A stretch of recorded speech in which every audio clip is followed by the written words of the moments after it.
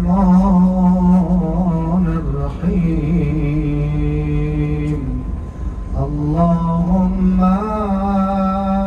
إني أستودعك اليوم نفسي وأهلي ومالي وولدي ومن كان مني بسبيل شاهدا منهم والغائب اللهم احفظنا بحفظ الإيمان واحفظ علينا اللهم اجعلنا في رحمتك ولا تسلبنا فضلك إنا إليك راغبون اللهم إنا نعوذ بك من وعثاء السفر وكآبة المنقلب وسوء المنظر في أهله والمال والولد في الدنيا والآخرة اللهم إني أتوجه إليك هذا توجه طلبا لمرضاتك وتقربا إليك اللهم فبلغني ما أؤمله وأرجوه فيك وفي أوليائك يا أرحم الراحمين صل على محمد وآل الطاهرين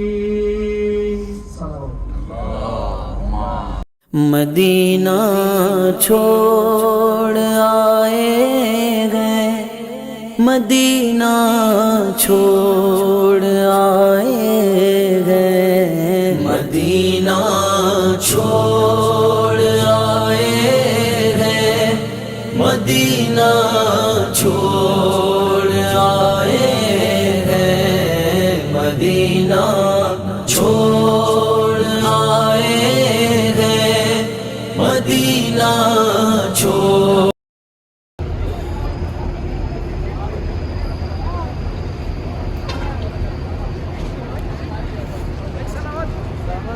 اللهم صل على محمد وآل محمد بسم اللہ الرحمن الرحیم یہ آپ یہاں ہمارے سور ہے سور اس پہاڑ کا نام سور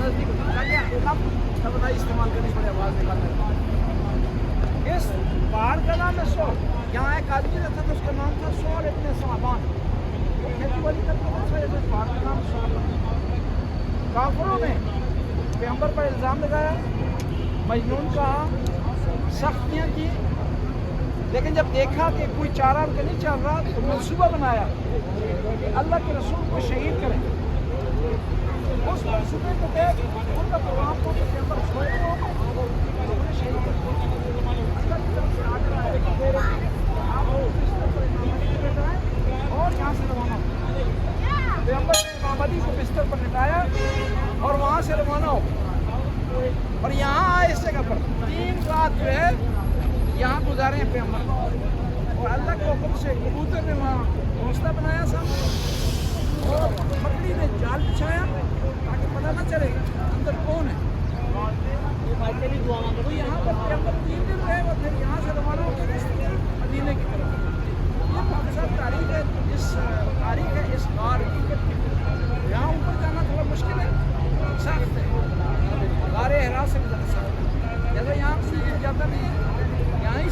زیارت ادھر آواز سے بھی اللهم صل على محمد وآل محمد.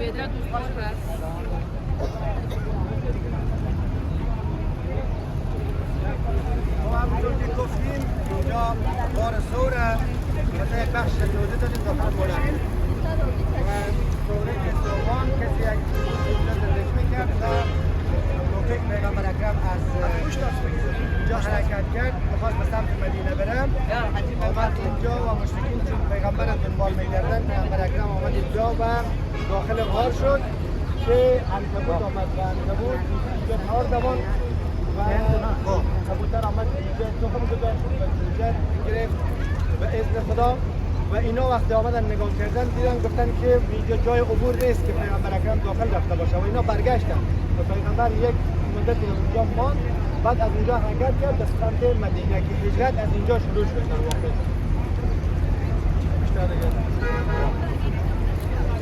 اللهم صل علی محمد و آل محمد.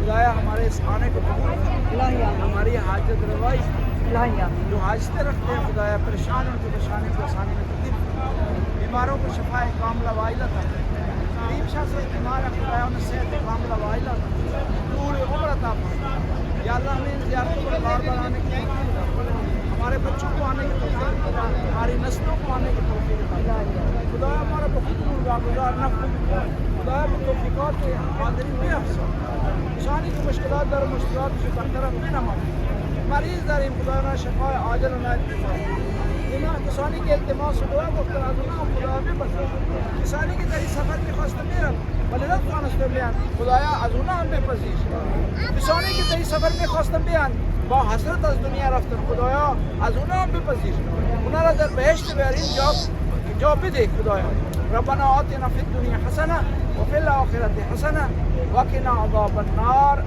آخر میں اپنے مرحومین مرحومات کے لیے الفاتحہ مع الاخلاص والصلوات. اللهم صل على محمد وآل محمد.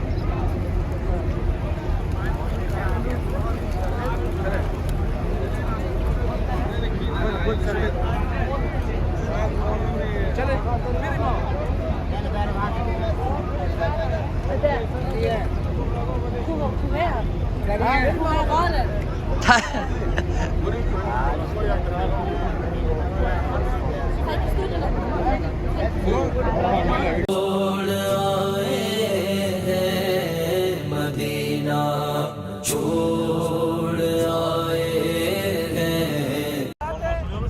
اور جبل الرحمت کا ایریا فی الحال بند ہے وہاں کنسٹرکشن کر رہا ہے میدان عرفات کو عرفات اس لیے کہتے ہیں کہ حضرت آدم یہاں آئے اور خدا نے ان کی توبہ قبول کی ہے اور حضرت جبرائیل نے انہیں توبہ کے آداب سکھائے جب حضرت جبرائیل نے انہیں توبہ کے آداب سکھائے تو آخر نے کہا عرفت کیا آپ نے سیکھ لیا ہے اس وجہ سے اس جگہ کا نام عرفات پڑا اور ایک اور وجہ یہ کہ معرفت کی جگہ ہے پہچان کی جگہ ہے اپنے آپ پروردگار کو اہل بیت کو پہچاننے کی جگہ ہے اس لیے اس کو عرفات کہتے ہیں یہاں توبہ قبول ہوتی ہے دعائیں قبول ہوتی ہیں 9 ذوالحجہ زور سے لے کر مغرب تک حاجی یہاں ٹھہرتے وقوف عرفات 3 مقام ہے کہ جہاں حاجی ٹھہرتے عرفات مزدلفہ مینا عرفات اور بنا میں پھر جو ہے وہ دوبارہ ٹائمنگ ہوتی ہے اس ٹائم کو آدھی رات سے صبح تک کیا مغرب سے لے کے آدھی رات تک وہ ڈیپینڈ کرتے ہیں اس طرح بس اس جگہ پہ عرفات ہے 9 ذوالحجہ کو یہاں 9 ذوالحجہ کو یہ ایک شہر کا منظر پیش کرتا ہے اور یہاں ابھی سعودی گورنمنٹ نے مختلف خیمے بنا دیے غریب لوگوں کے لیے، درمیانے لوگوں کے لیے، پیسے والوں لوگوں کے لیے. حالانکہ عبادت کا مطلب یہ ہے کہ سارے یکساں ہو جائیں. تو یہاں سسٹم بنا دیا، ہر آدمی اپنی استطاعت کے مطابق احمد لے سکتا ہے. اور یہ وہ عرفات کا میدان ہے، یہاں سے امام حسین نے اپنی آخری دعا پڑھی اور کربلا دیا. کہتے ہیں یہ جگہ تھی جب امام حسین دعا عرفہ پڑھ رہے تھے، آنسو امام کی آنکھوں سے جاری تھے.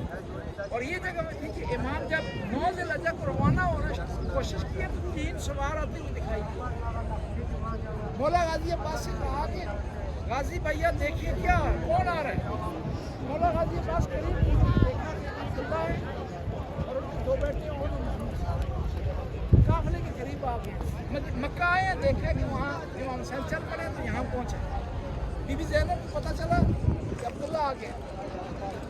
پیغام بھیجا کہ عبداللہ سے کہتے ہیں کہ اگر زینب کو پلٹانے کے لیے آئے ہیں، واپس لے جانے کے لیے آئے ہیں، زینب نے انکار نہیں کرنا. اس نے اپنے نانا سے سنا بیوی پر روجہ پر شوہر کا حکم واجب ہے، میں پلٹ جاؤں گی. لیکن عبداللہ سے کہہ دینا کہ زینب اگر حسین سے جدا ہو جائے گی زندہ نہیں رہے گی. عبداللہ نے کہا بی بی جان میں آپ کو پلٹانے کے لیے نہیں لایا، میں نے آپ کے نانا سے سنا ہے اس وقت کو صدقے کی ضرورت ہوتی ہے، وہ صدقے لایا ہوں.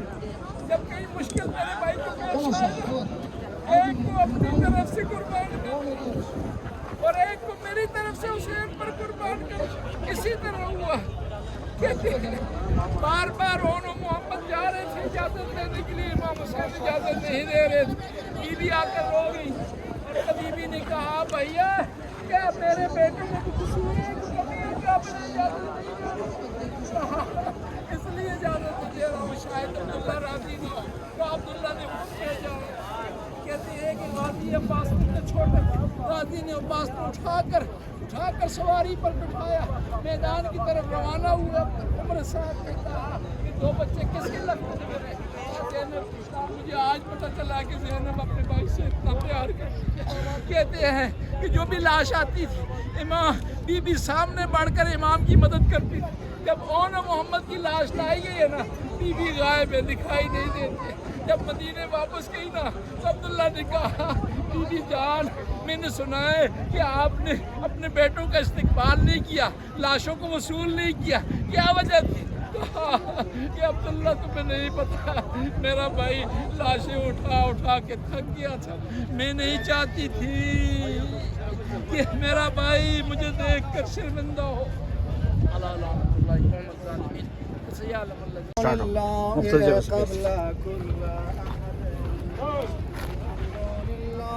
بعد كل أحد والحمد لله مع كل أحد والحمد لله يبقى ربنا ويفنى كل أحد والحمد لله حمدا يفضل حمد الحامدين حمدا كثيرا قبل كل أحد والحمد لله حمدا يفضل حمد الحامدين حمدا كثيرا بعد كل أحد والحمد لله يفضل حمد الحامدين حمدا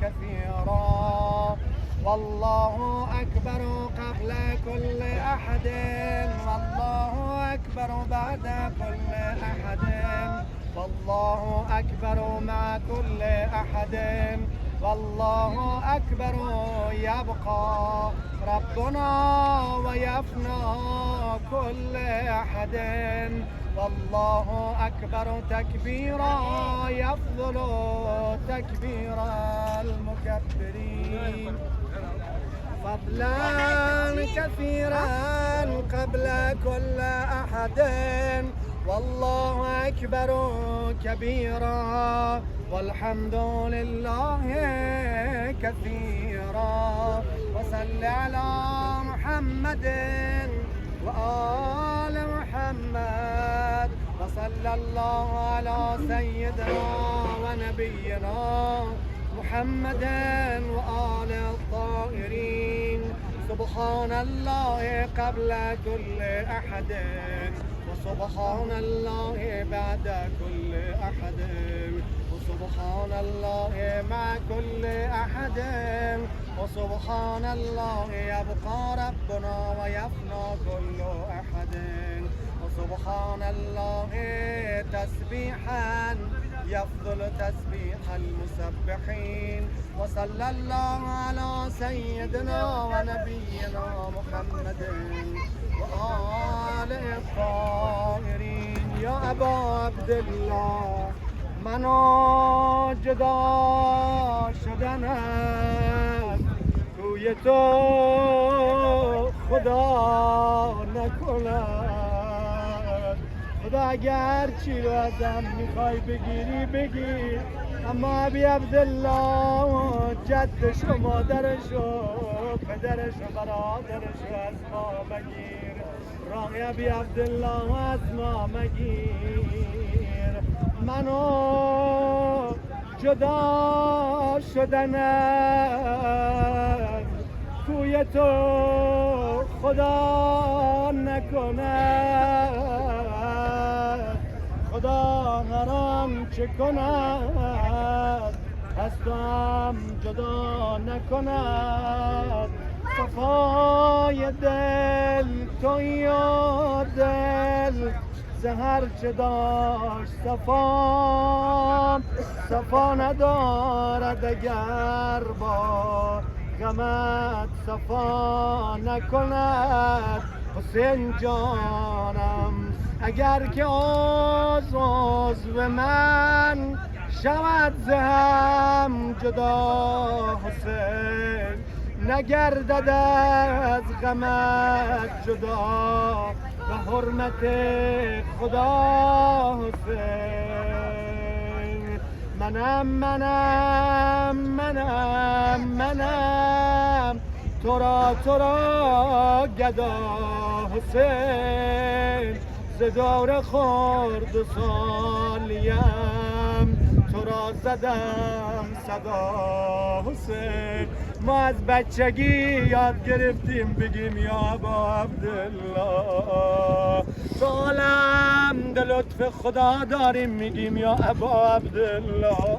الهیان که جان من شود تو را فدا. حسین حسین حسین حسین حسین حسین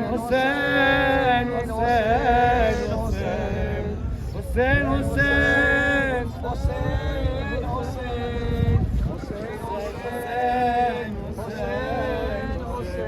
به اشک دیده ترت به خون پاک هنجرت به هنجره بریده و به قطع پیکرت به رأس از بدن جدا به صورت منورت به تازیان به جای تا زیان نواب تن کبود دخترت. آخه در هر دین و در هر کیشی اگه کسی در مقابل جنگ کنه وقتی طرف کشته شد دیگه کسی به زن و بچهش کار نداره. حتی مشرکین این گونه بودن، اما مسلمان ها وقتی ابی عبدالله را کشتن سرشو از بدن بریدن، روی نیزه زدن، دستهای بچه هاشونو بستن، 40 منزل روی خاک بیابان و خارها اینا رو تا شام بردن. به جای تازیانه و تن کبود دخترت مراز من جدا کنو ز خود جدا مکن. حسین حسین حسین حسین حسین حسین حسین کربلا. حسین حسین حسین حسین کربلا حسین حسین حسین حسین شهید کربلا حسین به عزت خدا قسم جواب میدهد خدا به هر که با زبان دل تو را زند صدا حسین حسین حسین حسین حسین حسین حسین حسین شهید سر جدا حسین شهید کربلا حسین شهید نینوا حسین شهید کربلا حسین شهید سر جدا حسین شهید سر جدا حسین حسین مصحف ماند زیر پا مصحف ماند زیر پا دست برادر تو شد سوخت از آتش حرم دامن دختر تو شد محشر دیگری شد از ناله او به پا حسین حضرت بی پناه تو کشته شدند دوبارها یکی بر روی خاکها یکی به زیر خارها دیده به سینه داغها داد از کف قرارها بر رخشان شر سرشکها در دلشان شرارها حسین حسین حسین حسین حسین حسین حسین شهید کربلا حسین شهید سر جدا حسین سیلی و تازیانه و قامت خسته یک طرف گیسوی خون گرفته و ماه خجسته یک طرف دوری راه و دشمن و بازوی بسته یک طرف پیکر پاره پاره نیزه شکسته یک طرف بریده تیغ ساره باد دست تو را دست جفا حسین حسین حسین حسین حسین شهید کربلا حسین شهید سر جدا حسین حسین حسین حسین حسین حسین حسین حسین حسین حسین حسین حسین آهو که شد جدا سرت به پیش چشم مادرت گرفت و عرض تسلیت ز تازیان دخترت هر جا کسی اگه از دنیا بره رسمه بازمانده ها رو تسلیت میدن زیر بازوهاشونو میگیرن میگن گریه نکن دلداری میدن اما بمیرن به حال رقیه و سکینه اومدن با تازیانه دلداریشون دادن با کعبه نیز زدن به بازوهاشون اینقدر تازیانه زدن بدن رقیه اینقدر کبود بود در شام وقتی از دنیا رفت وقتی غساله رو آوردن گفت من بدنی دختر رو غسل نمیدم شاید مرضی داشته اینقدر بدنش کبوده گفتن عمه زینب اومد گفت آی زن قد ساله ای دختر مریض نبودم از کربلا تا اینجایی قدر زدنش این قدر کتک زدن که بدن 3 ساله اینطور که بوده زخون هنجره تو شد خضاب روی دخترت نبود و جای بوسه ای به پیکر مطهرت گلوی تشنه شد جدا سر تو از قفا حسین حسین حسین حسین حسین شهید سر جدا حسین شهید نینوا حسین شهید کربلا حسین شهید کربلا حسین صلی علی محمد و آل محمد. خدایا ہماری اس کلیم سے حاضرین کو قبول و منظور فرما. حاضرین کی توفیقات میں اضافہ فرما. رزق میں وسعت عطا فرما. ہمیں بار بار آنے کی توفیق عطا فرما. خدایا ہمارا بے خود واگزار نہ فرما. حاضری ہمارا بے پذیر اموات ہمارا بے بخش و بے اموات. اللہ ہمارا توفیق بھی دے کہ زیارت حج بھی آئیں. خدایا ہمارا توفیق بھی دے زیارت کربلا نائل بھی آئیں. خدایا مریض داریم انہیں شفا کامل والے جنات بے فرما. اللہ خدایا کریم شاہ صاحب بیمار انہیں شفا کامل وائل عطا فرما. تندرستی عطا فرما. صحت و سلامتی عطا فرما. یا اللہ دوسرے مومنین جو بیمار انہیں شفا کامل وائل عطا فرما. ہمارے آصف بھائی خدایا مریض انہیں شفا کاملہ وائل عطا فرما. طول عمر عطا فرما. صحت و سلامتی عطا فرما. جنہوں نے التماس سے دعا کہا خدایا ان کو بھی شفا کاملہ وائل عطا فرما.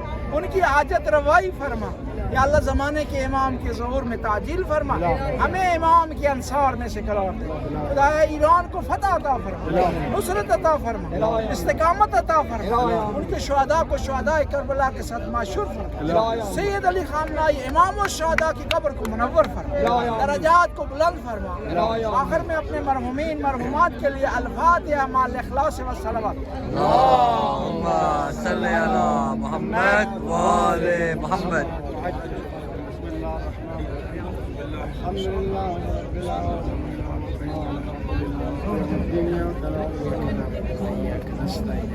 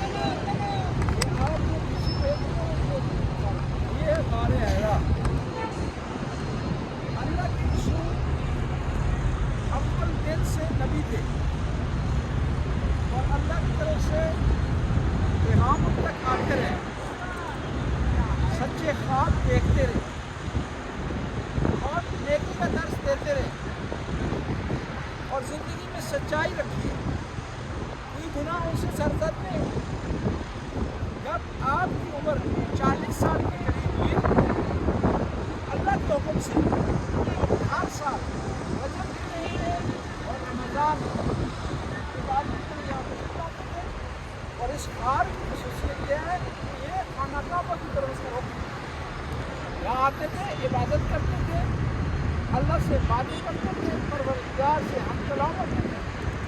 28 رجب کو 27 رجب کو اللہ کی طرف سے فرشتہ آیا جبرائیل، اس نے آ کر آپ کو پیغام دیا کہ آپ کے پاس جو اللہ کی رسالت ہے، نبوت ہے، اس کا اعلان ہے۔ اور نبوت کے اعلان کے ساتھ قرآن کی آیات نازل ہوئی، سورہ الگ کی پہلی 6 آیات، اور یہاں سے وحی کا آغاز ہوا ہے۔ پھر اللہ کے رسول کو جب پیغام ملا، یہ آیات نازل ہوئی، مطلب لوگوں کو پیغام دیا، حضرت خدیجہ کو بتایا، اور 2 آدمیوں نے آپ کی تصدیق کی، امام علی اور حضرت خدیجہ نے۔ اور اسلام کے پہلے جو نمازی ہیں جنہوں نے نماز پڑھی ہے، پیغمبر کے پیچھے امام علی اور حضرت خدیجہ، سب سے پہلے اپنے رشتہ داروں کو اکٹھا کیا، پیغام دینے کی کوشش کی، ابو جہل نے لوگوں کو اٹھا دیا، دوسرے دن بلایا، کھانے کا انتظام کیا، وانذر عشیرتک الاقربین، لوگوں کو پیغام دینے کی کوشش کی، ابو جہل نے لوگوں کو اٹھا دیا۔ تیسرے دن کھانا کھانے کے بعد بھوک لگے تو ابو طالب نے کہا کہ بیٹھ جاؤ، اور فرمایا اے میرے بیٹے محمد، آپ جو پیغام دینا چاہتے ہیں ان پیغام دیں۔ اللہ کے رسول نے پیغام دیا سچائی کا، نیکی کا، حسن سلوک کا، پیار کا، محبت کا۔ پھر کہا کہ کون ہے اس مشن میں میرا ساتھ دے گا؟ امام علی کھڑے ہوئے، انا یا رسول اللہ۔ پیغمبر نے کہا بیٹھ جاؤ، دوبارہ امام علی کھڑے ہوئے، تیسری دفعہ کھڑے ہوئے، پیغمبر نے فرمایا یہ علی میرا خلیفہ ہے، میرا جانشین ہے، اور میرے بعد تم پر حاکم ہے، اور تم پر واجب ہے کس کی اطاعت؟ نعرہ حیدری، تم پر واجب ہے کس کی اطاعت کرو۔ ابو جہل نے ہنس کر کہا کہ ابو طالب دیکھو محمد نے کیا کیا، تیرے بیٹے کو تجھ پر اور ہم پر حاکم بنا دیا۔ حضرت ابو طالب نے کہا کہ نہیں، میرے بیٹے کو جو حاکم بنایا خدا کو حکم سے۔ پھر اس کے بعد حکم آیا کہ لوگوں کو علمی طور پر اعلان کریں۔ خانہ کعبہ کے پاس ایک پہاڑ ہے، اس پہاڑ کے اوپر اللہ کے رسول گئے اور فرمایا کہ لوگوں، میں اگر تمہیں یہ کہوں اس پہاڑ کے پیچھے سے ایک دشمن آ رہا ہے، بڑا اس کا لشکر ہے، اس پر حملہ کرنے والا ہے، تم یقین کر لو گے؟ سب نے کہا کہ ہم دیکھ رہے ہیں کہ لشکر نہیں ہے، لیکن آپ کی زبان پر یقین کرتے ہیں۔ واقعات تبدیل ہو سکتے ہیں، ہماری آنکھیں دھوکہ کھا سکتی ہیں، کانوں کو دھوکہ مل سکتا ہے، لیکن آپ کے خلاف میں فرق نہیں آ سکتا۔ اگر آپ کہہ رہے ہیں تو دشمن ضرور ہوگا، آپ جیسا سچا کوئی نہیں۔ پھر پیغمبر نے ارشاد فرمایا کہ کہو کہ اللہ ایک ہے، وحدۃ لا شریک ہے، اس کا کوئی شریک نہیں۔ جب یہ کہا تو مکہ کے لوگ آپ کو مخالف، آپ کو گمراہ کیا۔ پیغمبر کا مشن یہاں سے، اس پہاڑ سے، اس کوہ جبل سے، جبل نور سے شروع ہوا ہے، غار حرا سے شروع ہوا ہے، اور پھر آج دیکھیں پوری دنیا میں پھیلا ہوا، تب اس میں سچائی، صداقت، ایمانداری کا رہا ہے۔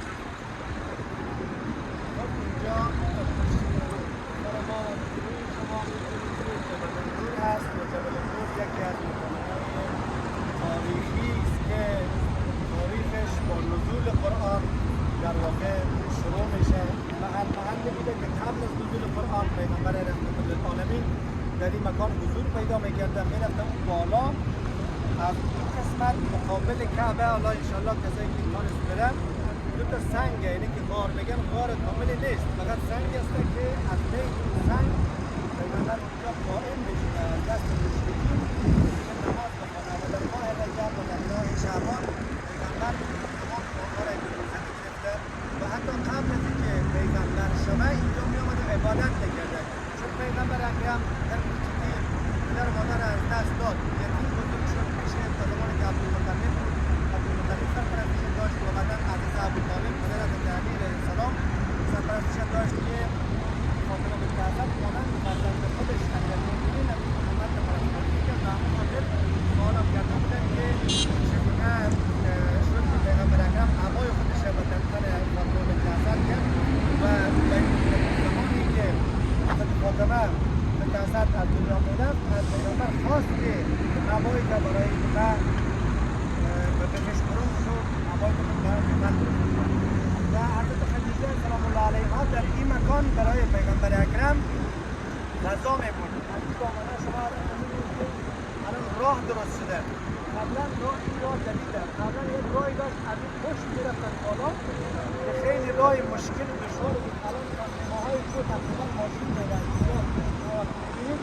تا اون بالای بالا پله درست کردن راحت میرن. فقط یک مقدار یک سنگی هم بودن پله داره. یعنی توی ترس نیست که خیلی بتونن راه برن. اما خیلی راه راحت میرن. و اون زمان خیلی راه سختی بوده که حضرت خدیجه در این آفتاب عربستان و در این مشکلات برای پیغمبر اونجا که بیتوتا میکرده برای عبادت غذا میبرده. و وقتی هم که آیه قرآن نازل شد جبرئیل آمد و پیغمبر اکرم را خودی قبل از اینکه قرآن نازل شد باید آماده می‌بود. پیغمبر به عنوان محمد امین مشهور بود. از بچگی تمام کسایی که می آمدن حج وسایلشون به پیغمبر می‌دادن محمد امین و پیغمبر خیلی عظمت داشت در حالی که جوان هم بود. و بعدی که در 40 سالگی رسید اینجا وقتی جبرئیل آمد نازل شد و پیغمبر را گفت بخوان. گفت نمیتونم بخوانم. این پیغمبر میگه نبی امی بود، ناخوانده بود، مکتب نرفته بود و گفت من خواندن بلد نیستم. و جبرئیل پیغمبر را در آغوش گرفت و فشرد، سینه‌اش را فشرد. و در قرآن هم هست که میگه الم نشرح لک صدرک، آیا ما سینه‌ت را باز نکردیم؟ و اینجاست که خدای تبارک و تعالی توسط جبرئیل پیغمبر را عالم به تمام علوم ساخت. با اون فشار دادن جبرئیل و آیات نازل شد. آیه 1 تا 5 سوره پیغمبر نازل شد که اقرأ بسم ربک الذی خلق الانسان من علق. و پیغمبر از اینجا مبعوث شد برای اینکه پیغمبریش را اعلان بکنه برای بقیه اقوامش. پیغمبر یک مدتی نبوتش پنهانی بود، فقط به خواص گفته بود و کسانی که موقعی که پایین شد آمد برای خدیجه و امیرالمؤمنین گفت اولین کسی که پیغمبر ایمان آورد از خدیجه از زنها و از مردها و امیرالمؤمنین ایمان آوردند و اینها چند تا از افراد خیلی خاصی بودند که از نظر پیغمبر آگاه بودند. اما بعدا پیغمبر تصمیم گرفت که الان باید آیه قرآن نازل شد که وانذر عشیرتک الاقربین و پیغمبر اقوامش را جمع کرد، یک آبگوشت درست کرد و این آبگوشتی که با کشور بزرگ مبارکت که هرچی گفتن میکشیدن از این غذا تمام شدنی نبود. یکی از اولین معجزات پیغمبر این بود که آبگوشتی که اینجا را دعوت کرد. بعد از اینکه آبگوشت خوردن پیغمبر بلند شد گفت من پیغمبر شده و ابوجهل بلند شد گفت بشین یتیم عبدالله.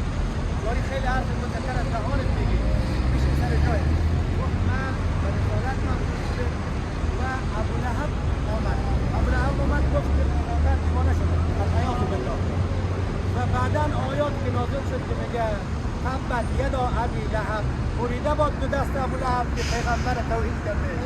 خدا از پیغمبر دفاع کرد و کم کم رسالت پیغمبر علنی شد و تعداد زیادی تعداد کمی بودن که در شب ابوطالب بود، افراد خیلی کم بود. بعدا و اسلام گسترش پیدا کرد و نبوت پیغمبر کم کم در جزیره العرب پخش شد و بعدا جهانی شد که خدای تبارک و تعالی اینجوره یک یتیمی را از فرش به عرش رساند و خاتم الانبیا کرد با قلب پاکی که پیغمبر صلوات الله و سلامه علیه داشت. انشاءالله خدای تبارک و تعالی از همه ما قبول بکنه و اونایی که دوست دارن برن بعدا انشاءالله اعلام بکنن در بار اعلام بتونیم انشاءالله شب فردا شب انشاءالله اینجا بیاییم و بریم بالا.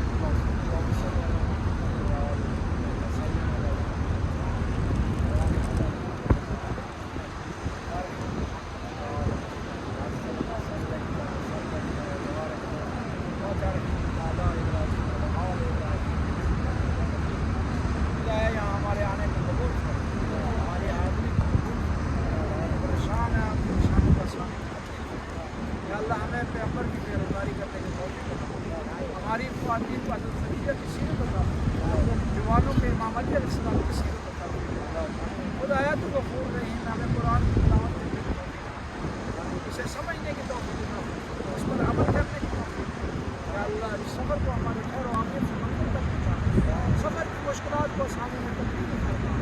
या अल्लाह जो ज़ाहिरीन अपने बच्चों को खुदाया उनके बच्चों की हिफाजत कर, مال کی حفاظت فرما، جان کی حفاظت فرما یا اللہ تو غفور رہے ہیں رحم کرنے والے کرم اس میں سمجھ کے کوئی خطا ہوئی ہو گستاخی ہو اسے تو معاف کرنا خدایا تو غفور رہے ہیں رحم کرنے والے کرم حاضرین کا رحم و کرم و بارش فرما یا اللہ تو مریض انہیں شفا کاملہ و عاجلہ تھا خاص طور کریم شاہ صاحب بیمار ہے خدایا انہیں شفا کاملہ و عاجلہ تھا 5 دفعہ اس آیت کی تلاوت کریں کریم شاہ صاحب بیمار ہے ان کے لیے تاکہ ہم دعا کر سکیں بسم اللہ الرحمن الرحیم اما یجیب و مستر دعا اما یجیب و مستر دعا اما یجیب و مستر دعا اما یجیب و مستر دعا اما یجیب و مستر دعا خدایا بیمار کربلا کی بیماری کو بخش کریم شاہ صاحب کو صحت کاملہ و عاجلہ و طول عمر عطا اس کے علاوہ دوسرے بیمار ہیں اس قافلے میں کو مومنین مومنات بیمار ہیں شفا کاملہ و عاجلہ عطا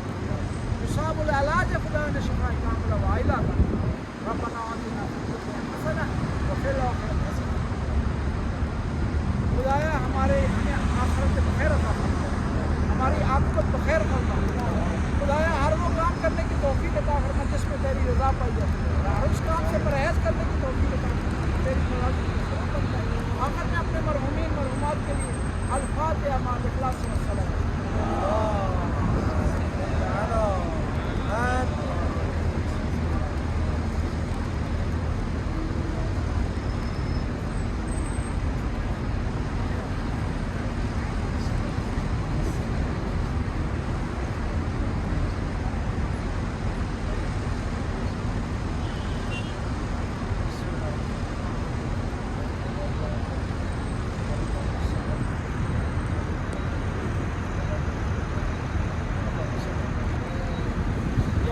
مدینہ چھوڑ آئے گئے مدینہ چھوڑ آئے گئے مدینہ چھوڑ آئے گئے مدینہ چھوڑ آئے گئے مدینہ چھوڑ آئے درخت نظر آ رہے ہیں یہ حضرت خدیجہ کا گھر تھا اور پیغمبر پاک کی ولادت ہوئی ہے اور صرف معجزات اور ان معجزات میں سے ایک یہ ہے کہ ایران کے بہت بڑا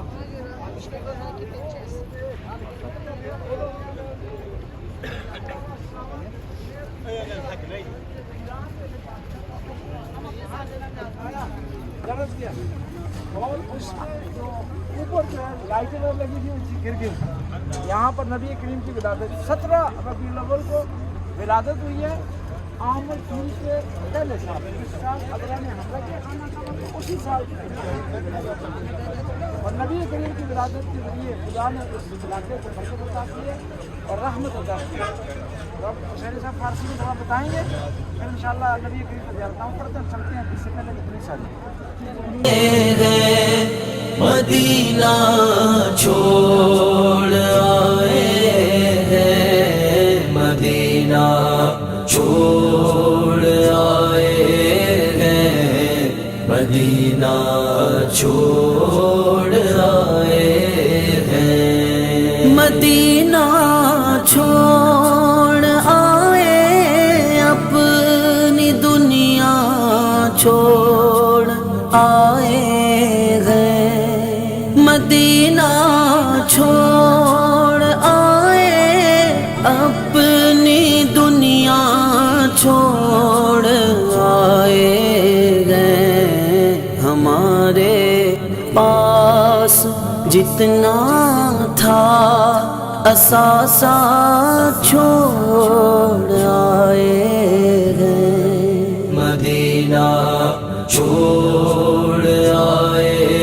ہیں مدینہ چھوڑ آئے ہیں مدینہ چھوڑ آئے ہیں مدینہ چھوڑ آئے ہیں مدینہ چھوڑ آئے ہیں مدینہ چھوڑ آئے ہیں خدا کا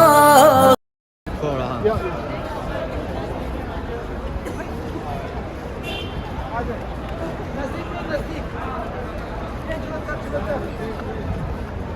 سری استخاره بکن थोड़ा ऊंचा बोले फिर आवाज आ सकती है بسم الله الرحمن الرحیم اللہ کے نبی کی دو نشانیاں ہیں ایک یہ کہ روزہ دکھائے دوسرا نبوت کا اعلان کرے اللہ کے رسول نے اس مکہ میں نبوت کا اعلان کیا تو لوگوں نے کوئی در مانگا پیغمبر پاک نے چاند کی دو ٹکڑے کیے پانی جاری کیا ایک دفعہ ایسا آیا لوگوں نے کہا آپ اس درخت کو حکم دیں وہ چل کر آپ کے پاس آئے پیغمبر نے حکم دیا چل کر آیا پھر کہا کہ آدھے کو کہیں چل کر آیا آدھا وہیں رہے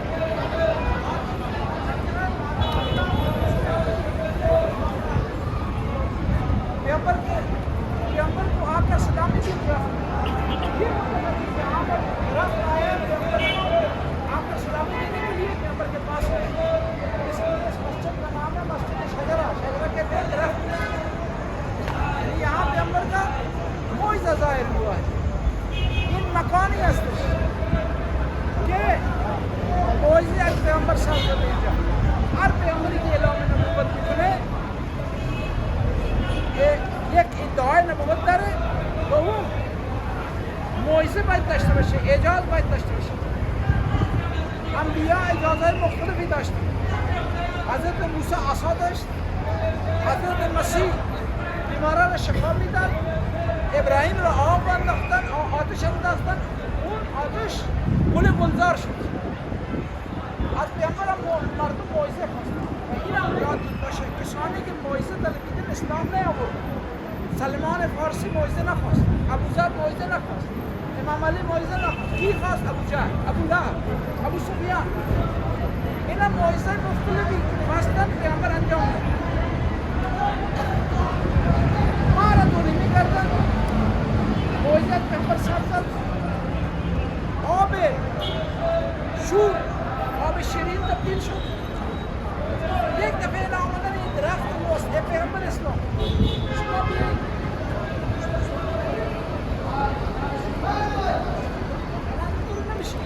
نصفش دستور بده نصفش بمون نصف نیمه را دستور دادن آمد خدمت پیغمبر اسلام نصف دوم آمد پیغمبر خدمت اسلام و معجزه هم خیلی مهمه که هر جوری که مردم بخوان باید انجام بشه صورت بگیره و الا جعفر و الا مسلمه کذاب هم معجزه داشت و میخواست معجزه از سر بزنه ولی نشد گفت که من نبی هستم مردم گفتن که پیغمبر ما آب اگر شور می بود شیرین میکرد شما بگید چه آب شوره یه شیرینش کنید این آب دهان نجس خودش انداخت و او آبی که اونجا بود اونم خوش شد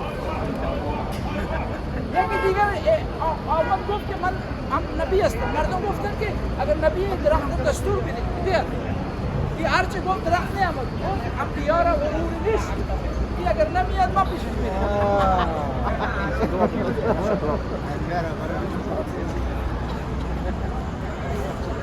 خدای حق محمد و آل محمد این زیارت ها را از ناب کرم قبول بفرما برای ما توفیق درک از این موقعیت ها و از این مکان ها عنایت بفرما ما را بر ایمان استوار ثابت قدم بدار ما را در دین ما مستحکم بفرما خدایا نسل ذریه ما را پیرو قرآن و اسلام و اهل بیت قرار بده دشمنان اسلام خوار و ذلیل بفرما شر اسرائیل و صهیونیست و استکبار به خودشان برگردان به اسلام مسلمین پیروزی عنایت بفرما مریض مریضه در هر خانه که از شفا و عاجل عنایت بفرما خدای عواقب خیر بگردان این زیارات این مساجد این مکانها را بارها و بارها و هر سال نصیب ما بفرما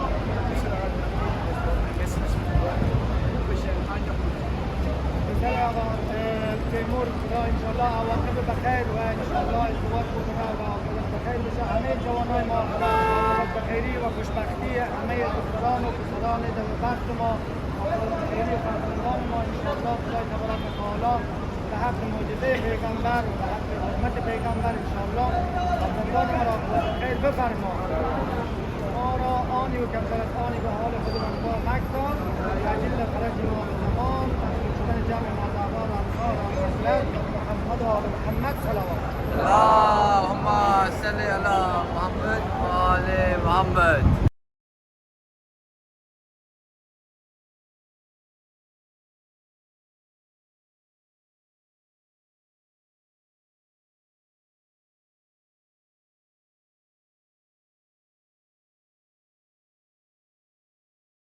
گھر بھی چھوٹا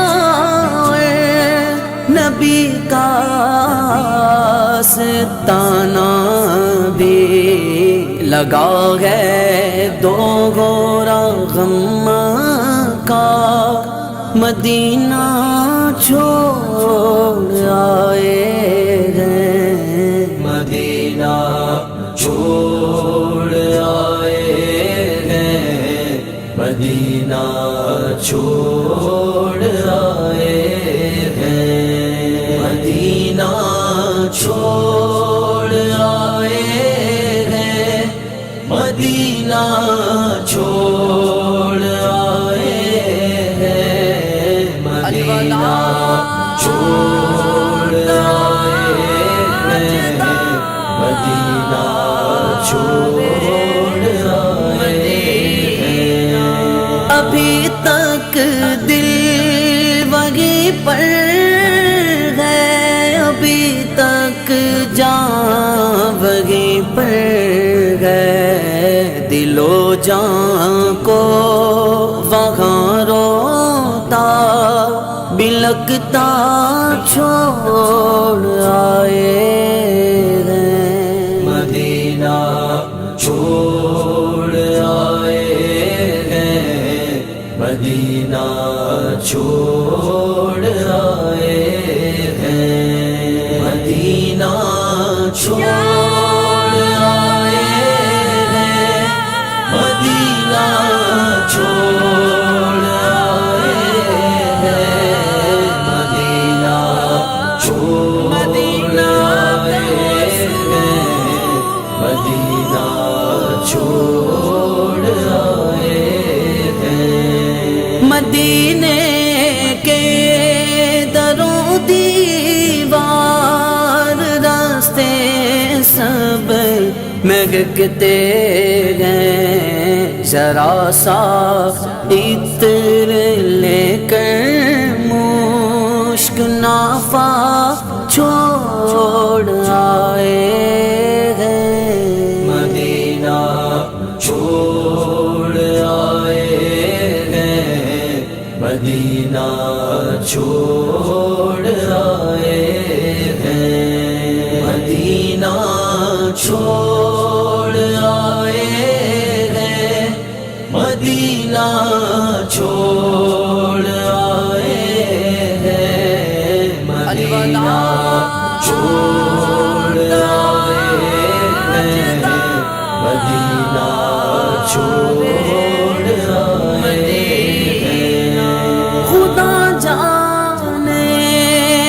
کیسی نور اور کرنوں کی بستی تھی اندھیرا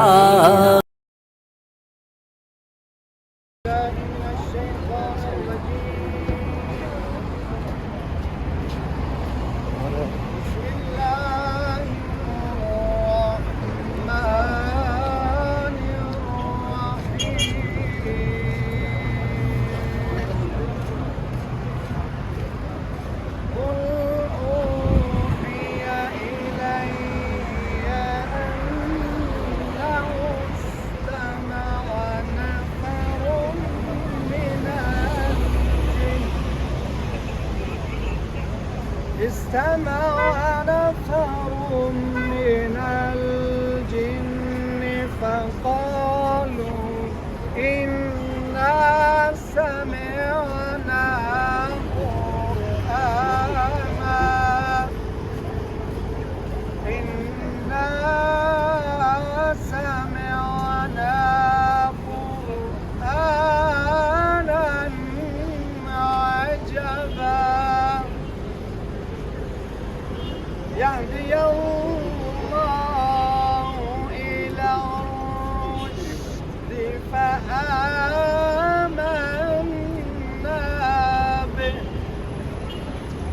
ولن نشرك بربنا أحدا صدق الله العلي العظيم. سلامتی ما صلی اللہ محمد اللہم صلی علی محمد وآل محمد واجل فرجہم. نماز پڑھنے کی توفیق عطا فرما. ہماری نسلوں کو نماز پڑھنے کی توفیق عطا فرما. نماز پر عمل کرنے کی توفیق عطا فرما. مساجد کا احترام کرنے کی توفیق عطا فرما. مساجد کو آباد کرنے کی توفیق عطا فرما. ہر وہ کام کرنے کی توفیق عطا فرما جس میں تیری رضا ہو اور ہر اس کام سے پرہیز کرنے کی توفیق عطا فرما جو تیری ناراضگی کا سبب بنتا ہے. خدایا ہم آئے ہیں عمرے کے لیے زیارات کے لیے. خدا ان زیارات ان عمرے کو قبول فرما. اس میں کوتاہیوں سے معاف فرما. خدایا بار بار ان زیارتوں پر ان عمرے کی زیارت پر عمرے کرانے کی توفیق عطا فرما. یا اللہ حاضرین جب تک ہماری بیمار ہیں انہیں شفا کاملہ وعدہ مشکلات رکھتے ہیں مشکلات کا سامنا جن کی اولاد کے مسائل ہیں خدا ان مسائل کو حل فرما. یا اللہ ہمارے جوانوں کو خدایا تو غفور رحیم رحم کرنے والا ہے کرم ان پر رحم و کرم کی بارش فرما. انہیں دین پر چلنے کی توفیق عطا فرما. ان کے لیے آسانی کے اسباب آمادہ فرما. ربنا آتنا فی الدنیا حسنہ وفی الآخرۃ حسنہ وقنا عذاب النار. آخر میں اپنے مرحومات کے لیے الفاتحہ مع الاخلاص والصلوات.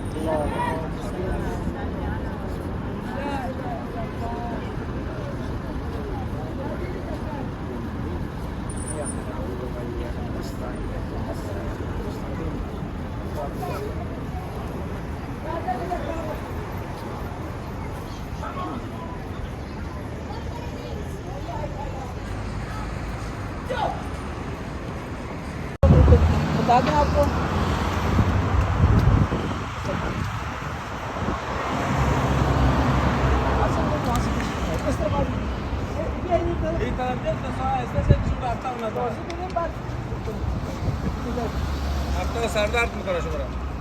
بسم اللہ الرحمن الرحیم. پیچھے سے بسم اللہ الرحمن الرحیم.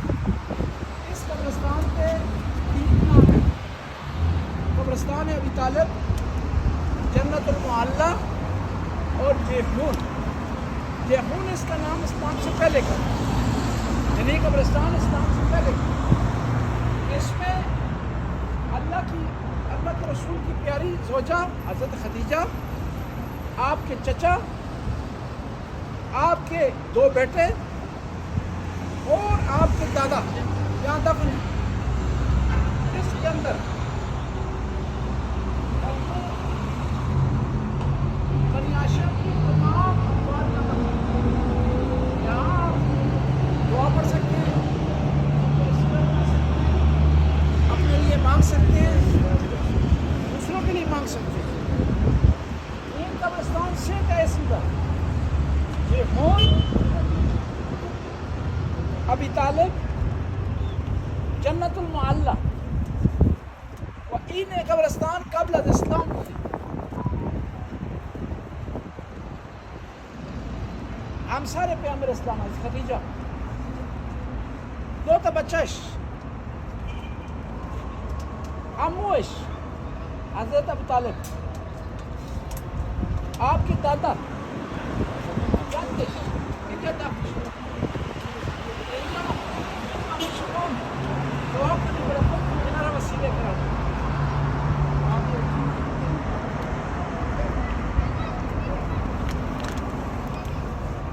ابھی زیارتنامے کی طرف توجہ کریں. زیارتنامے اللهم صل على محمد وآل محمد وعجل فرجهم. السلام عليك يا أم المؤمنين. السلام عليك يا زوجة سيد المرسلين. السلام عليك يا أم فاطمة الزهراء سيدة النساء العالمين. السلام عليك يا أول المؤمنات. السلام عليك يا السلام عليك يا أنفق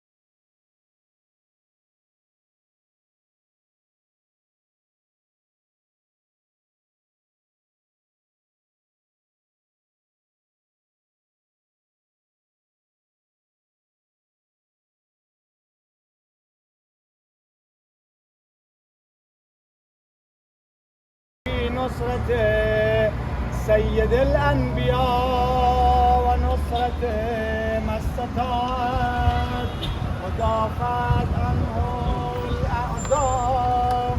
السلام من الله الجليل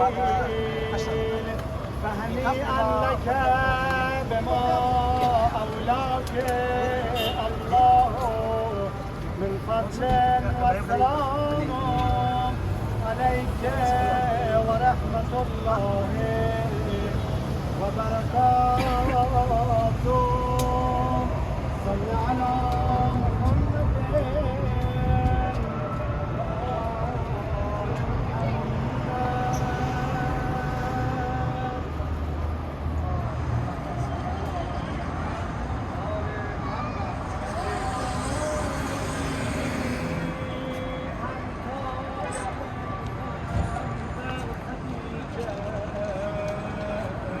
बांग्लादेश से आप पाकिस्तानी कौन से हो?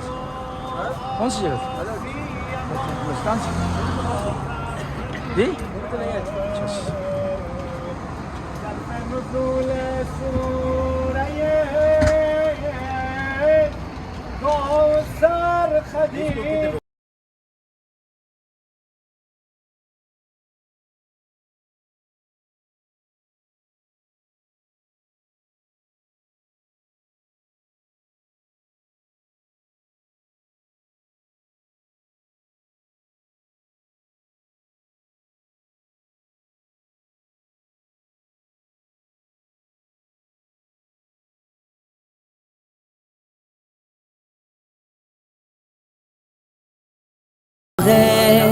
यहाँ पर हम उजाला छोड़ आए हैं, मदीना छोड़ आए हैं, मदीना छोड़ आए हैं, मदीना छोड़ आए हैं। برای پیغمبر خط کرد تا این مقام و منزلت رو از خدا گرفت. موقعی که جبرئیل می آمد می گفت یا رسول الله خدای علی اعلا برای تو سلام رسانده و برای خدیجه سلام مخصوص رسانده. خوش به حال خدیجه که خدا براش سلام رسانده. اما مردم اون کسی که اسلام و زنده کرد با حمدا كثيرا والله أكبر قبل كل أحد والله أكبر بعد كل أحد والله أكبر مع كل أحد والله أكبر يبقى ربنا ويفنى كل أحد والله أكبر تكبيرا يفضل تكبير المكبرين فضلا كثيرا قبل كل أحد والله أكبر كبيرا والحمد لله كثيرا وصل على محمد وآل محمد وصلى الله على سيدنا ونبينا محمد وآل الطاهرين سبحان الله قبل كل أحد وسبحان الله بعد كل أحد وسبحان الله مع كل أحد وسبحان الله يبقى ربنا ويفنى كل أحد وسبحان الله تسبيحا يفضل تسبيح المسبحين وصلى الله على سيدنا ونبينا محمد وآل الطاهرين يا أبا عبد الله منو جدا شدن است کوی تو خدا نکند خدا اگر چی رو ازم میخوای بگیری بگیر اما ابی عبدالله جدش و مادرش و پدرش و برادرش از ما مگیر راه ابی عبدالله از ما مگیر منو جدا شدنم کوی تو خدا نکند خدا هران چه کند از تو هم جدا نکند صفای دل تویی و دل زهر چه داشت صفا ندارد اگر با غمت صفا نکند حسین جانم اگر که عضو من شود ز هم جدا حسین نگردد از غمت جدا به حرمت خدا حسین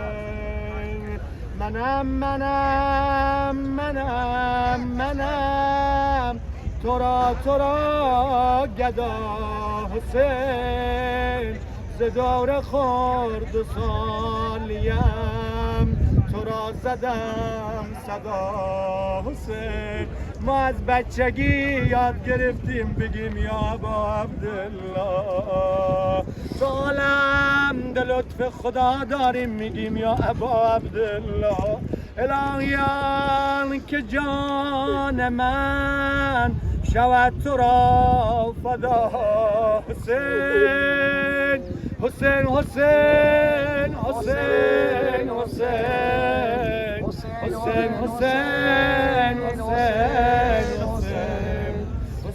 حسین حسین به اشک دیده ترت به خون پاک هنجرت به هنجره بریده و به قطع پیکرت درست از بدن جدا به صورت منورت به تازیان به جای تا زیان و تن کبود دخترت آخه در هر دین و در هر کیشی اگه کسی در مقابل جنگ کنه وقتی طرف کشته شد دیگه کسی به زن و بچهش کار نداره حتی مشرکین این گونه بودن اما مسلمان ها وقتی ابی عبدالله را کشتن سرشو از بدن بریدن روی نیزه زدن دستهای بچه هاشونو بستن 40 منزل روی خاک بیابان و خارها اینا رو تا شام بردن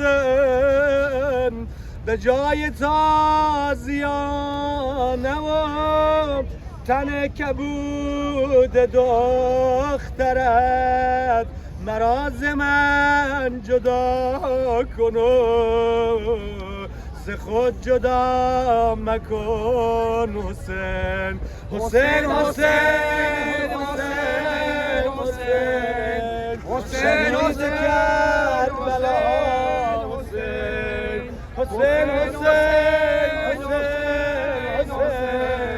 شهید کربلا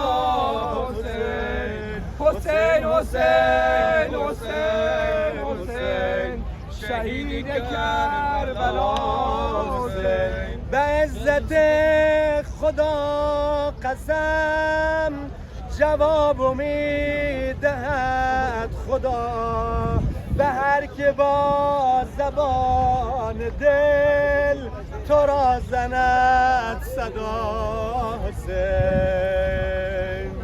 حسین حسین حسین حسین شهید حسین حسین حسین شهید سر جدا حسین شهید کربلا حسین شهید نینوا حسین شهید کربلا حسین شهید سر جدا حسین شهید سر جدا حسین حسین مصحف ماند زیر پا مصحف ماند زیر پا دست برادر تو شد سوخت از آتش حرم دامن دختر تو شد محشر دیگری شد از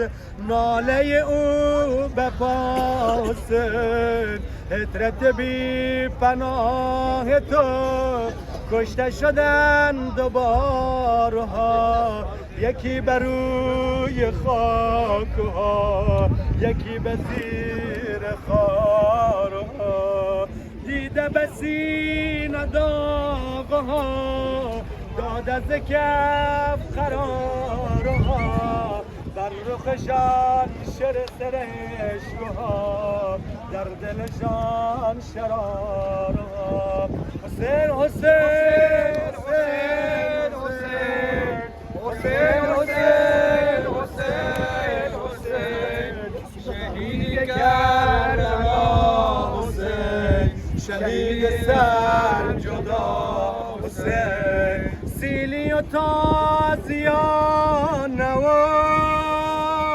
قامت خسته یک طرف گیسوی خون گرفته و ماه خجسته یک طرف دوری راه و دشمن و بازوی بسته یک طرف پیکر پاره پاره نیزه شکسته یک طرف بریده تیغ ساره باد دست تو را دست جفا حسین حسین حسین حسین حسین شهید کربلا حسین شهید سر جدا حسین حسین حسین حسین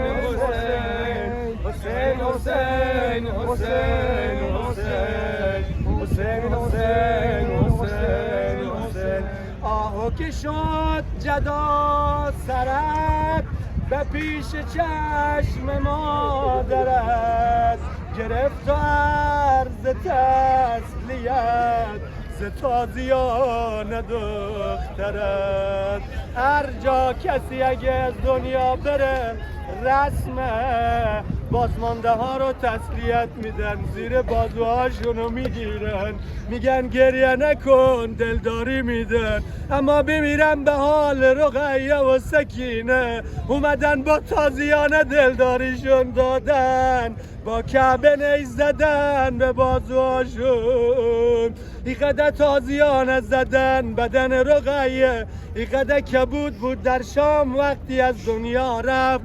وقتی غساله رو آوردن گفت من بدنی دختر رو غسل نمیدم، شاید مرضی داشته اینقدر بدنش کبوده. گفتن عمه زینب اومد گفت آی زن غساله، این دختر مریض نبوده، از کربلا تا اینجا اینقدر زدنش، اینقدر کتک زدن که بدن 3 ساله اینطور که بوده. زخونه هنجره تو شد خضاب روی دخترت، نبود و جای بوسه ای به پیکر مطهرت. گلوی تشنه شد جدا سر تو از قفا حسین، حسین حسین حسین حسین، شهید سر جدا حسین، شهید نینوا حسین، شهید کربلا حسین، شهید کربلا حسین. صلی علی محمد و آل محمد. خدایا ہماری اس کلیم سے حاضری کو قبول و منظور فرما، حاضرین کی توفیقات میں اضافہ فرما، رزق میں وسعت عطا فرما، ہمیں بار بار آنے کی توفیق عطا فرما. خدایا ہمارا بے خود گزار نہ فرما، حاضری ہمارا بے پذیر، اموات ہمارا بے بخش و بے اموات. اللہ ہمارا توفیق بھی دے کہ زیارت حج بھی آئیں. خدایا ہمارا توفیق بھی دے زیارت کربلا نائل بھی آئیں. خدایا مریض داریم انہیں شفا کامل والد عنایت بھی فرما. اللہ خدایا کریم شاہ صاحب بیمار ہے انہیں شفا کاملہ واجلہ عطا فرما، تندرستی عطا فرما، صحت و سلامتی عطا فرما. یا اللہ دوسرے مومنین جو بیمار ہیں شفا کاملہ واجلہ عطا فرما. ہمارے آصف بھائی خدایا مریض ہیں شفا کاملہ واجلہ عطا فرما، طول عمر عطا فرما، صحت و سلامتی عطا فرما. جنہوں نے التماس سے دعا کہا خدایا ان کو بھی شفا کاملہ واجلہ عطا فرما، ان کی حاجت روائی فرما. یا اللہ زمانے کے امام کے ظہور میں تعجیل فرما، ہمیں امام کے انصار میں سے قرار دے. خدایا ایران کو فتح عطا فرما، نصرت عطا فرما، استقامت عطا فرما. ان کے شہداء کو شہداء کربلا کے ساتھ معشور فرما. سید علی خامنائی امام الشہداء کی قبر کو منور فرما، درجات کو بلند فرما. آخر میں اپنے مرحومین مرحومات کے لیے الفاتحہ مع الاخلاص والصلوات. اللهم صل على محمد وآل محمد. الحمد لله رب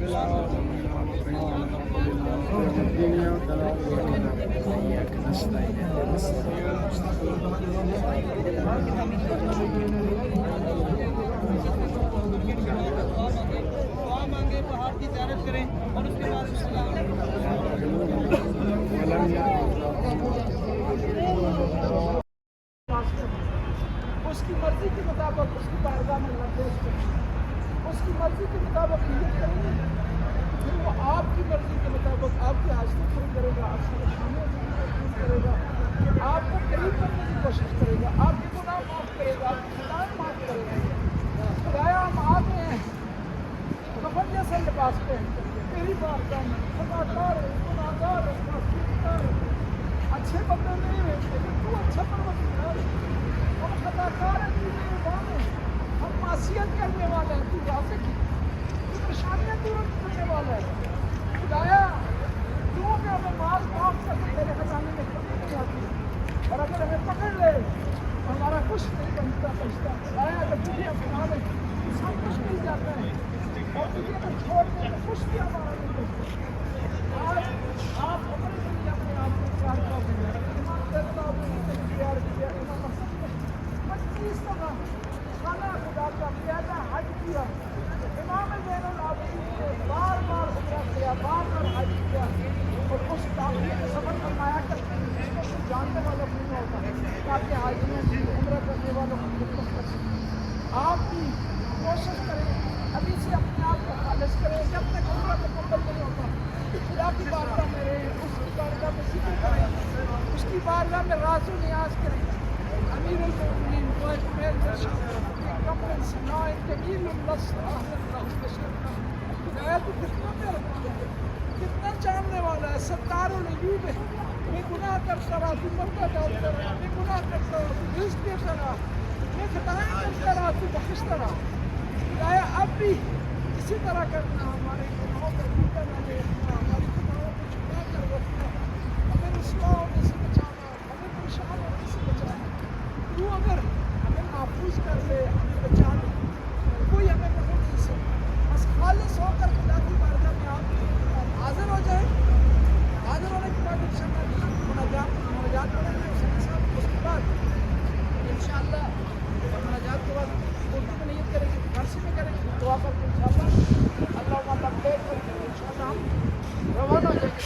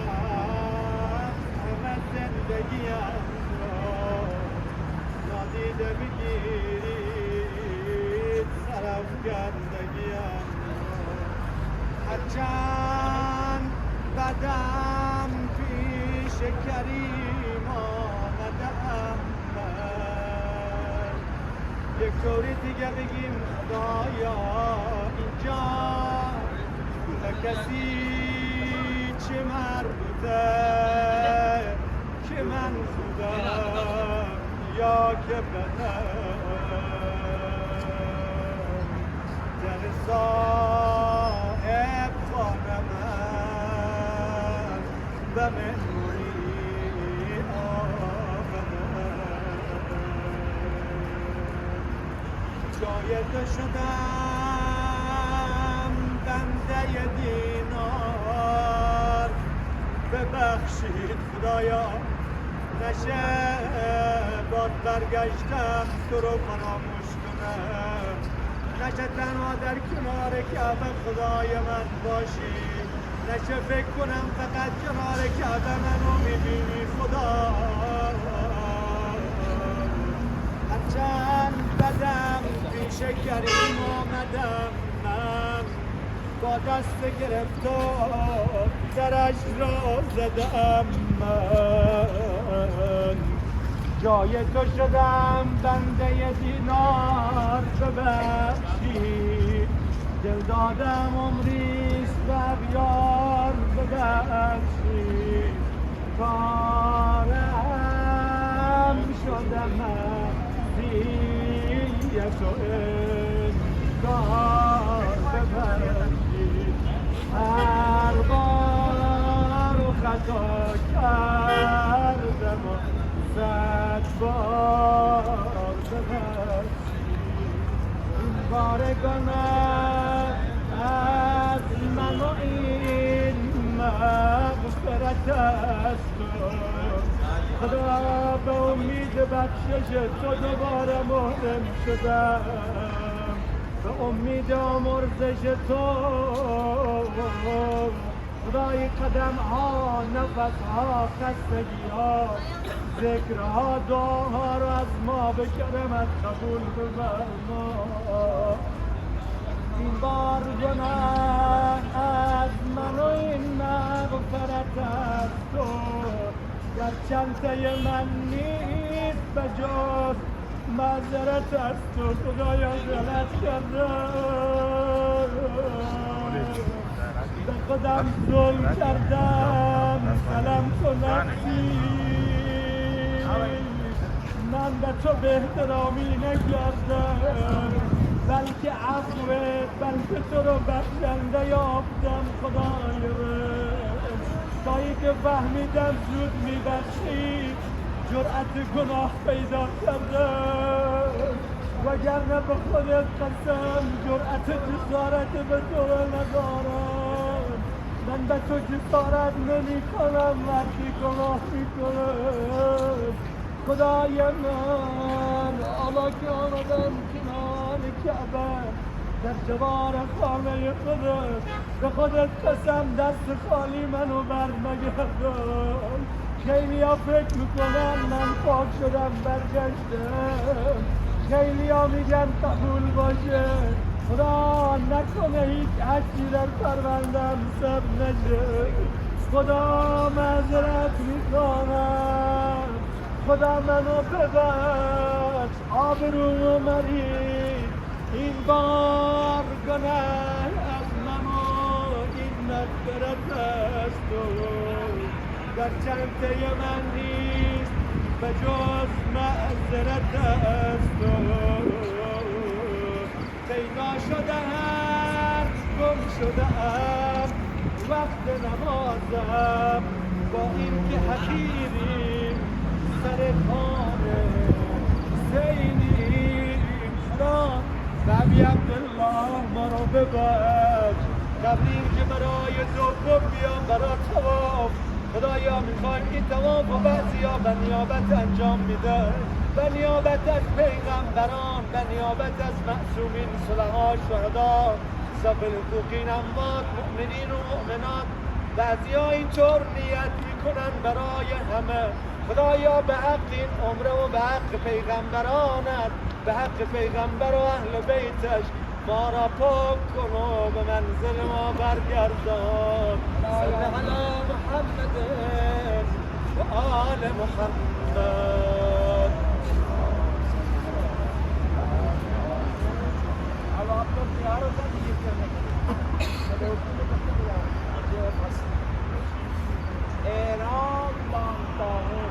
مدینہ چھوڑ آئے گئے مدینہ چھوڑ آئے گئے مدینہ چھوڑ آئے گئے مدینہ چھوڑ آئے گئے مدینہ چھوڑ آئے گئے مدینہ چھوڑ آئے گئے مدینہ چھوڑ آئے گئے مدینہ چھوڑ آئے گئے مدینہ چھوڑ آئے اپنی دنیا چھوڑ آئے گئے مدینہ چھوڑ آئے اپنی دنیا چھوڑ آئے گئے ہمارے پاس جتنا تھا اثاثہ چھوڑ آئے گئے مدینہ چھوڑ آئے گئے مدینہ چھوڑ آئے گئے مدینہ چھوڑ آئے گئے مدینہ چھوڑ آئے گئے مدینہ چھوڑ آئے گئے مدینہ چھوڑ آئے گئے خدا کا گھر بھی چھوٹا ہے نبی کا ستانہ بھی لگا ہے دو گورا غم کا مدینہ چھوڑ آئے گئے مدینہ چھوڑ آئے گئے مدینہ چھوڑ آئے گئے مدینہ چھوڑ چھوڑ آئے ہیں مدینہ چھوڑ آئے ہیں مدینہ چھوڑ آئے ہیں ابھی تک دل وہیں پر ہے ابھی تک جان وہیں پر ہے دل و جان کو وہاں روتا بلکتا چھوڑ آئے ہیں مدینہ چھوڑ آئے ہیں مدینہ چھوڑ آئے ہیں مدینہ چھوڑ آئے ہیں مدینہ چھوڑ آئے ہیں مدینہ چھوڑ آئے ہیں مدینہ چھوڑ آئے ہیں مدینے کے دروں دیوار راستے سب مہکتے ہیں ذرا سا عطر لے کر مشک نافا تھوڑا اونچا بولے پھر آواز آ سکتی ہے.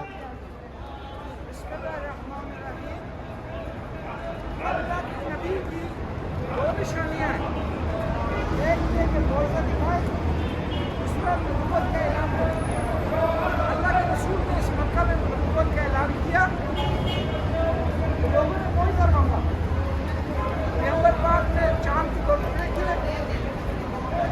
پانی جاری کیا ایک دفعہ ایسا آیا لوگوں نے کہا اس درخت کو حکم دیں وہ چل کر آپ کے پاس آئے پیغمبر نے حکم دیا چل کر آیا پھر کہا کہ آدھے کو کہیں چل کر آیا آدھا وہیں رہے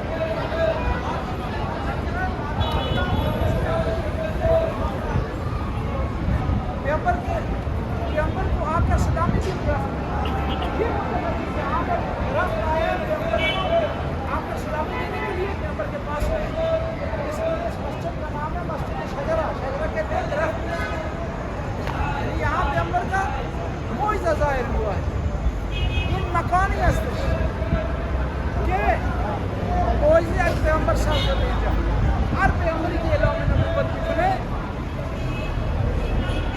یک ادعای نبوت داره و اون معجزه باید داشته باشه اعجاز باید داشته باشه انبیا اجازه مختلفی داشتن حضرت موسی عصا داشت حضرت مسیح بیماران شفا میداد ابراهیم را آب انداختن آتش انداختن اون آتش گل گلزار شد از پیامبر هم مردم معجزه خواستن و این هم یاد باشه کسانی که معجزه طلبیدن اسلام نیاوردن سلمان فارسی معجزه نخواست ابوذر معجزه نخواست امام علی معجزه نخواست کی خواست ابو جهل ابو لهب ابو سفیان اینا معجزه مختلفی خواستن پیامبر انجام داد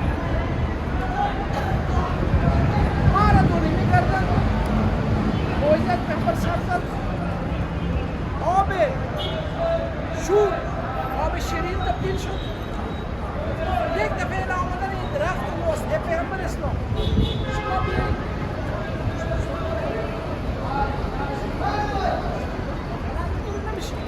نصفش را دستور بدن نصفش بمان نصف نیمه را دستور دادن آمد خدمت پیغمبر اسلام نصف دوم آمد پیغمبر خدمت اسلام و معجزه هم خیلی مهمه که هر جوری که مردم بخوان باید انجام بشه صورت بگیره و الا جعفر و الا مسلمه کذاب هم معجزه داشت و میخواست معجزه از سر بزنه ولی نشد گفت که من نبی هستم مردم گفتن که پیغمبر ما آب اگر شور می بود شیرین میکرد شما بگید چه آب شوره یه شیرینش کنید این آب دهان نجس خودش انداخت و او آبی که اونجا بود اونم خوش یکی دیگر آمد گفت که من نبی هستم مردم گفتن که اگر نبی درخت دستور بدید بیاد این هرچه گفت درخت نیامد انبیا را غروری نیست این اگر نمیاد ما پیشش میدیم خدای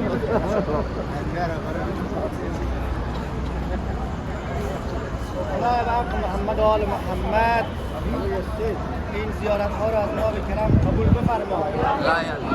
برای ما توفیق درک از این موقعیت ها و از این مکان ها عنایت بفرما. ما را بر ایمان استوار ثابت قدم بدار.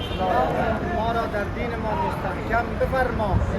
خدایا نسل و ذریه ما را پیرو قرآن و اسلام و اهل بیت قرار بده. دشمنان اسلام خوار و ذلیل بفرما. شر اسرائیل و صهیونیست و استکبار به خودشان برگردان. جبهه اسلام مسلمین پیروزی عنایت بفرما. مریض مریضه در هر خانه که از شفای عاجل عنایت بفرما. خدایا عواقب ما خیر بگردان. این زیارات، این مساجد، این مکانها را بارها و بارها و هر سال نصیب ما بفرما.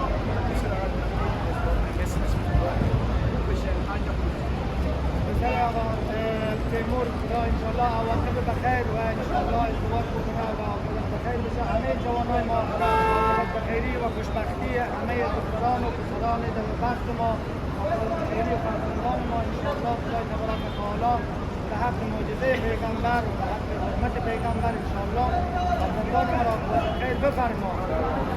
ما را آنی و کمتر از آنی به حال خود منفا مکتان تعجیل فرج ما تمام شدن جمع مازعبان انصار و محمد و آل محمد صلوات. اللهم صل على محمد وآل محمد.